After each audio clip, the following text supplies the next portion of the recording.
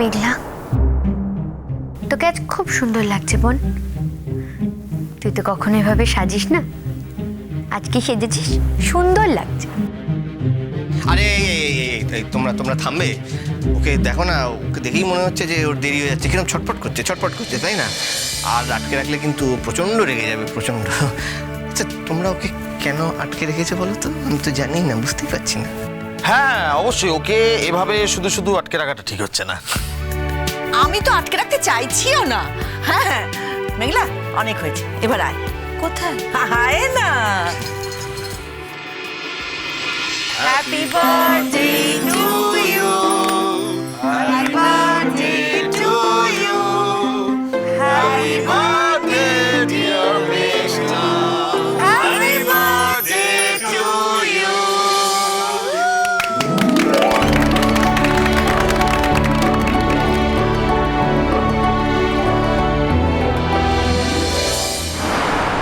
এবার কিন্তু আমি তোমাকে শেষবারের মতো ফোন করছি মেঘলা।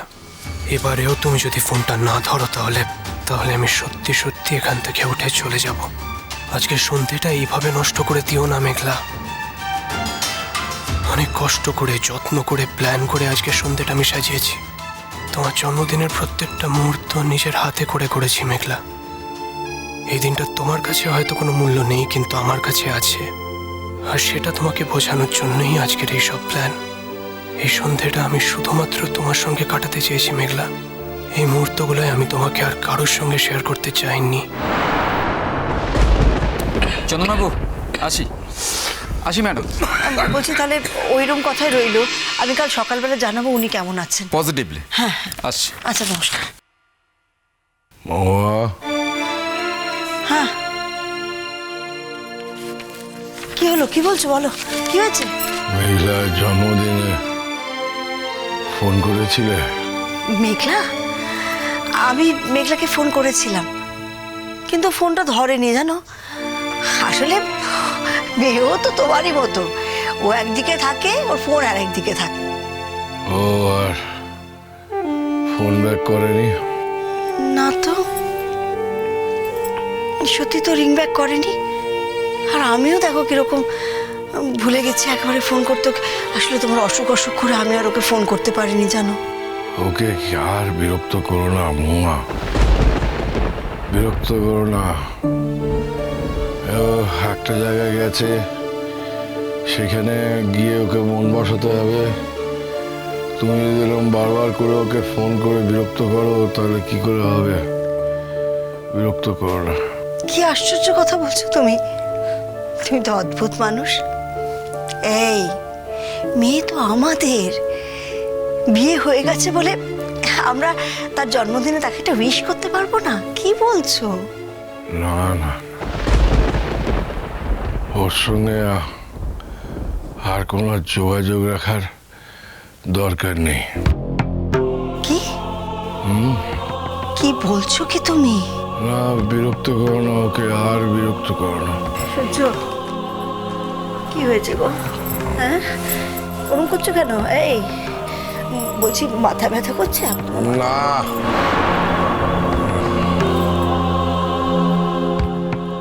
এই বলো না, তোমার কোথায় কষ্ট হচ্ছে আমায় বলো। কোথায় কষ্ট হচ্ছে তোমার, আমায় বলবে না? এইখানে বুকের মধ্যে কষ্ট, বুকে।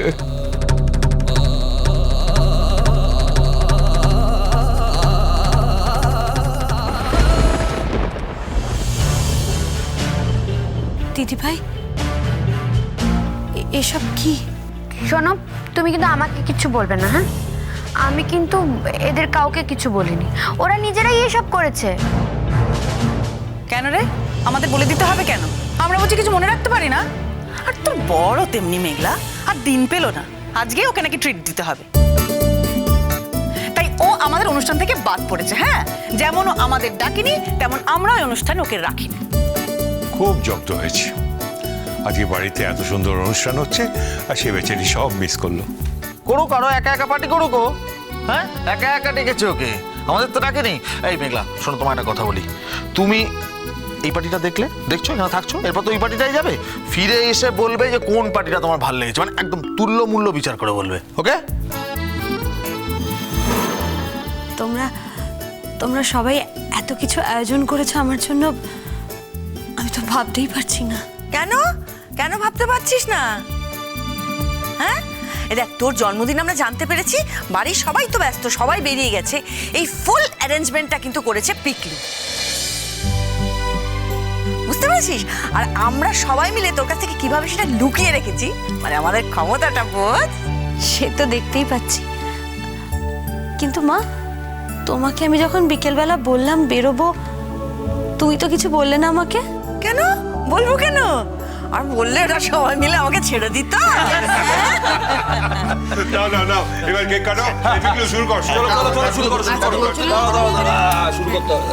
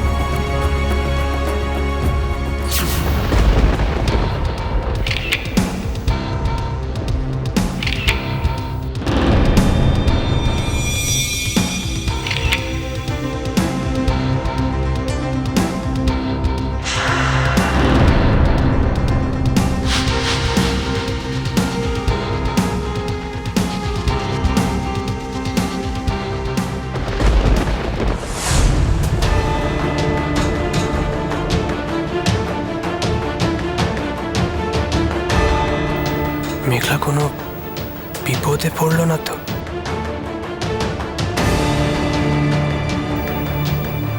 নাকি ভুলে গেল সবটা?